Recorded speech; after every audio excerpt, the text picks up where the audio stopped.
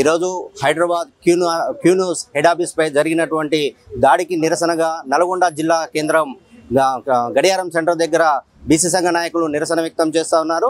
ఈ మల్లన్నపై దాడిని ఏ విధంగా వీళ్ళు స్పందిస్తూ ఉన్నారు వారి మాటలో తెలుసుకునే ప్రయత్నం చేద్దాం. సార్ మీ పేరు? చొల్లెట్ ప్రభాకర్, రిటైర్డ్ ఐఏఎస్ ఆఫీసర్ని. రాజ్యాంగబద్ధమైనటువంటి హక్కులను మరి అహించే రీతిగా ఒక రాజ్యాంగబద్ధమైన పదవిలో ఉండి ఎమ్మెల్సీ కవిత తీన్మార్ మల్లన్న ఎమ్మెల్సీ గారి ఆఫీస్ మీద దాడి చేయడం ఇది హేయమైన చర్య. అంతేకాదు రాజ్యాంగ విరుద్ధం. ఇది ఎమ్మెల్సీగా ఆమె రాజీనామా చేయాలి. ఇది మేము గవర్నర్ దృష్టికి తీసుకెళ్తున్నాము. గవర్నర్ గారు ఎమ్మడే సంజాయిషీ కోరి ఆమె రాజీనామాని కోరాలని మీ సందర్భంగా డిమాండ్ చేస్తున్నాము. అంతేకాదు ఆమె ఎవరో మాకు తెలియనప్పుడు ఆమె బీసీ సంఘాల గురించి మాట్లాడడం అనేది ఇది ఆశ్చర్యకరమైనటువంటి విషయం. 42% రిజర్వేషన్లకు కట్టుబడి ఉన్న కాంగ్రెస్ పార్టీ చేస్తున్న చర్యలకు విరుద్ధంగానే మాట్లాడుతూ ఆమె బీసీల కొరకు నేను రైలు రోకో చేస్తా, నేను బస్సుల రోకో చేస్తా అని ప్రగల్భాలు పలికి ఈనాడు మరి తీన్మార్ మల్లన్న ఆఫీస్పై దాడి చేసి ఆయన యొక్క మరి భావజాలాన్ని బీసీ భావజాలాల వ్యాప్తిని ఓర్వలేక ఈ కార్యక్రమాన్ని చేసిరని ఈ సందర్భంగా నేను చెప్తూ మరి ఆమె సంజాయిషిని ఆమె ఒక రాజీనామాని కోరాలి. అంతేకాకుండా ఆమె ఈ సందర్భంగా ఆమెకు ఏదైనా ఒక క్రమశిక్షణ చర్య తీసుకోవాలని మేము కౌన్సిల్ మరి అధ్యక్షులైన సుఖేందర్ రెడ్డి గారిని కూడా మేము డిమాండ్ చేస్తున్నాం. ఓకే, వారితో పాటు బీసీ సంఘ నాయకులు కూడా ఉన్నారు, వారి మాటలు తెలుసు. చెప్పండి, ఈ దాడిని ఏ విధంగా చూస్తారు? వైద్యుల సత్యనారాయణ, అధ్యక్షులు బీసీ పొలిటికల్ జేఏసీ నల్గొండ జిల్లా. మిత్రులారా, తీన్మార్ మల్లన్న రోజువారీ కార్యక్రమాల్లో మరి రోజు వచ్చేటువంటి పేపర్లను విశ్లేషణ చేస్తూ ప్రజలను ఎంటర్టైన్ చేస్తూ ప్రజలకు వాస్తవాలను బోధిస్తూ ఆయన కార్యక్రమాలను ముగించుకొని క్యూన్యూస్లో ఆయన కొంతమంది వ్యక్తులు మరి వారి యొక్క బాధలను చెప్పుకోవడానికి వచ్చిన సందర్భంలో ఆఫీసులో కూర్చున్న సందర్భంలో మరి తెలంగాణ జాగృతి సంస్థకు సంబంధించినటువంటి కొంతమంది దుండగులు మరి ఆయన ఆఫీస్ మీద దాడి చేసి మరి తీన్మార్ మల్లన్న హత్య చేయటాన్ని పూనుకోవటాన్ని మేము జిల్లా సంఘం పక్షాన తీవ్రంగా ఖండిస్తున్నాం. మరి ఆ దాడిలో ఎవరైతే పాల్గొన్నారో వాళ్ళందరినీ వెంటనే ప్రభుత్వం అరెస్ట్ చేయాలి. మరి ఈ యొక్క హత్య మరి ఉదంతం మీద సిబిఐ దర్యాప్తుని ప్రభుత్వం మరి జరిపించాలని కూడా ఈ రాష్ట్ర ముఖ్యమంత్రి వర్యుల్ని కోరుతా ఉన్నాం. మరి బీసీలకు సంబంధం లేనటువంటి మరి కవితక్క నిన్న మొన్నటి దాకా నువ్వు మరి టీఆర్ఎస్లో ఉండి టీఆర్ఎస్లో నీకు నీ అన్నకు పడక మరి ఇవాళ తెలంగాణ జాగృతి అని నేను బీసీలను ఏదో ఉద్ధరిస్తానని చెప్పి వచ్చి కాంగ్రెస్ ప్రభుత్వం తెలంగాణలో 42% బీసీ రిజర్వేషన్లను స్థానిక సంస్థల్లో కల్పిస్తానని మరి వాళ్ళ యొక్క కామారెడ్డి డిక్లరేషన్లో మరి పొందుపరిచి వాళ్ళు ఇవాళ బీసీ సంఘాల ఒత్తిడితోటి వాళ్ళ పోరాటంతో దిగివచ్చి ఇవాళ వాళ్ళకు స్థానిక సంస్థల్లో బీసీలకు మరి ఈ రిజర్వేషన్ కల్పిస్తామని పూనుకుంటే నేనేదో మరి నేను సంఘం చేయబట్టే మీ ఈ యొక్క రిజర్వేషన్లు వస్తున్నాయి, లేకపోతే నేను రైలు లోక చేస్తుంటేనే రిజర్వేషన్లు వస్తున్నాయి, బీసీలకు నేనే నాయకుడిని చెప్పుకోవటం విడ్డూరంగా ఉంది. సూర్యుడు మరి నేను అడ్డు పెడితే అడ్డుకోవటం అనేది అది తప్పు. నువ్వు కాదు, కేసీఆర్ ఉన్నా లేకపోతే రేవంత్ రెడ్డి గారు కాకపోయినా ఇంకెవరు ముఖ్యమంత్రిగా ఉన్నా బీసీలలో చైతన్యం వచ్చింది. 42% రిజర్వేషన్లు కామారెడ్డి డిక్లరేషన్ తోటి ఇస్తామని ఏ రీతిగానైతే కాంగ్రెస్ పార్టీ డిక్లేర్ చేసిందో ఆ రీతిగా ప్రజాస్వామ్య పద్ధతిలో మేము నిరసన కార్యక్రమాలు చేస్తూ ఉన్నాం. మా యొక్క ఒత్తిడితోటి ప్రభుత్వం దిగివచ్చి ఇవాళ మరి స్థానిక సంస్థల్లో రిజర్వేషన్ ఇస్తానికి పూనుకుంది. అంతే తప్ప నువ్వేదో చేస్తావని ఇదేదో తెలంగాణలో నేనే మరి సుపీరియర్ అని చెప్పుకోవటం చాలా విడ్డూరంగా ఉంది. కవితక్క, బీసీలకు నీకు ఎలాంటి సంబంధం లేదు కాబట్టి నువ్వు మీ నాన్నకు సంబంధించిన టీఆర్ఎస్ పార్టీతోటి మరి చూసుకోవాల్సిందిగా కోరుతా ఉన్నాం.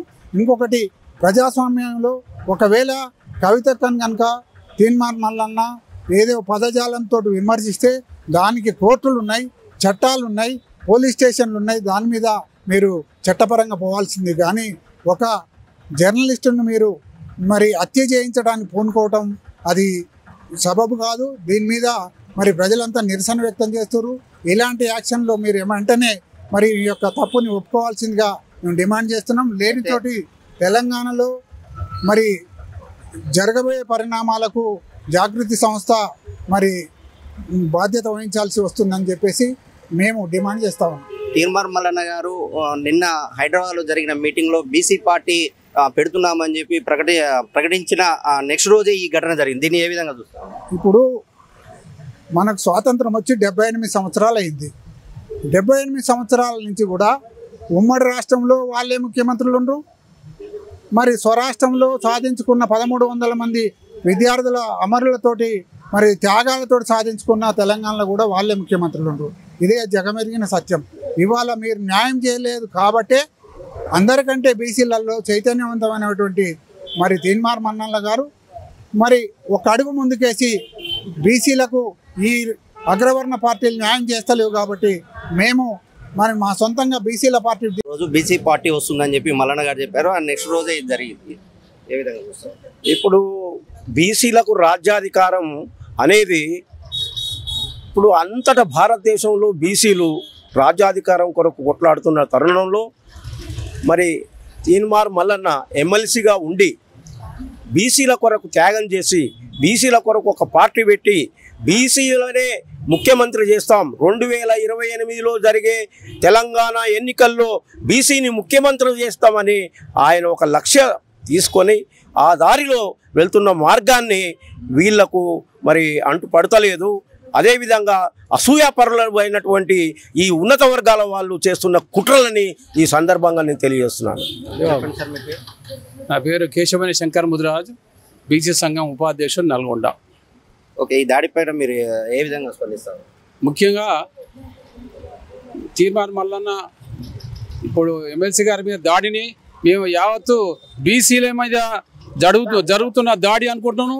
అదేవిధంగా బీసీలని అధికారం రాకుండా అడ్డుపడటానికి మొట్టమొదటిగా తీన్మార్ మల్లన్నపై దాడి చేయడం అనేది ఈ కుట్రగా మేము కవిత గారు ఇప్పుడు ఒక ప్లాన్ చేసిందని మేము దీని ద్వారా మాకు తెలుస్తున్నది.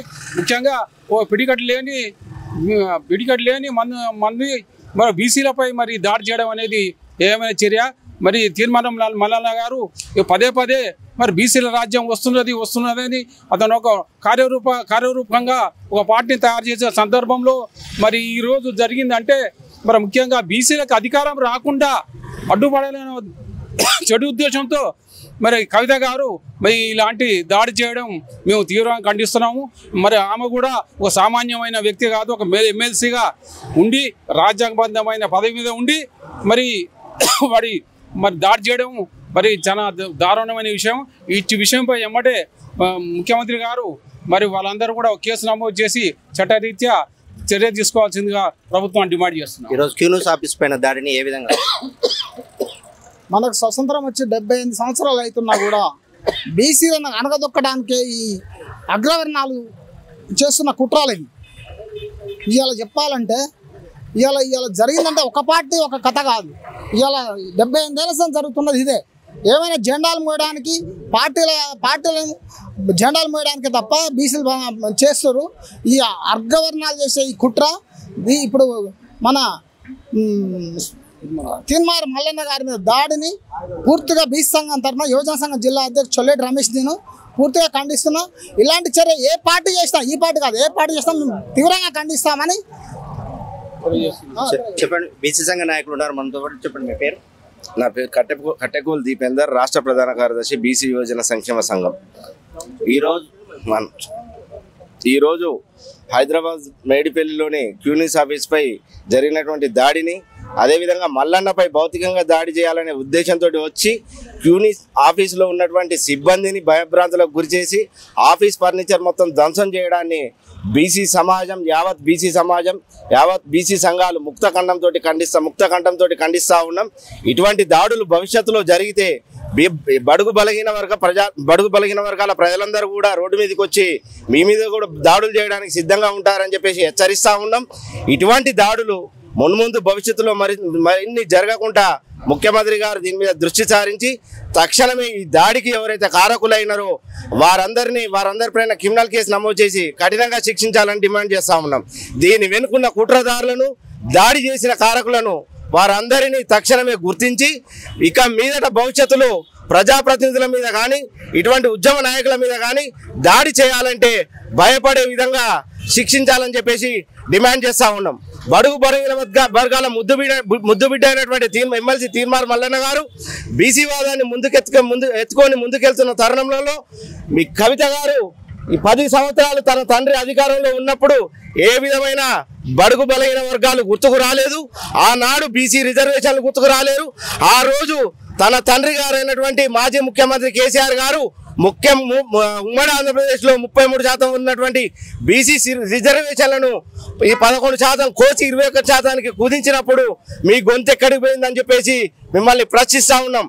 అదేవిధంగా 10 సంవత్సరాలు మీ తండ్రి గారు అధికారంలో ఉన్నప్పుడు పూల విగ్రహాలు అసెంబ్లీలో పెట్టాలని ఎందుకు మీకు గుర్తుకు రాలేదని చెప్పేసి గుర్తు చేస్తా ఉన్నాం. ఈ రోజు ఇవన్నీ గుర్తుకొస్తున్నాయి. ఈ రోజు బీసీ వాదం అనేది ముందుకెళ్తున్న తరుణంలో ప్రతి ఒక్కరు యావత్ 2 కోట్ల మంది బడుగు బలహీన వర్గాల ప్రజల మదిలో ఈ రోజు బీసీ వాదం అనేది నాటుకుపోయిన తరుణంలో ఈ రోజు కొత్త పందాతోటి నువ్వు వస్తున్నావు.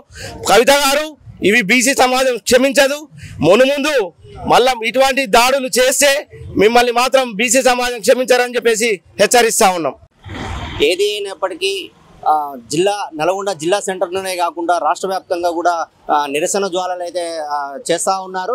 బీసీ సంఘ నాయకులు తీన్మార్ మల్లన్న టీం సభ్యులు కూడా పెద్ద ఎత్తున కవిత దిష్టిబొమ్మ దహనాలు చేస్తూ ఉన్నారు. దాంతోపాటుగా చూసుకున్నట్టయితే ఈరోజు దాడి కూడా ఏహమైన చర్య అని చెప్పి బీసీ సంఘాలు ఈరోజు డిమాండ్ చేస్తూ ఉన్నారు.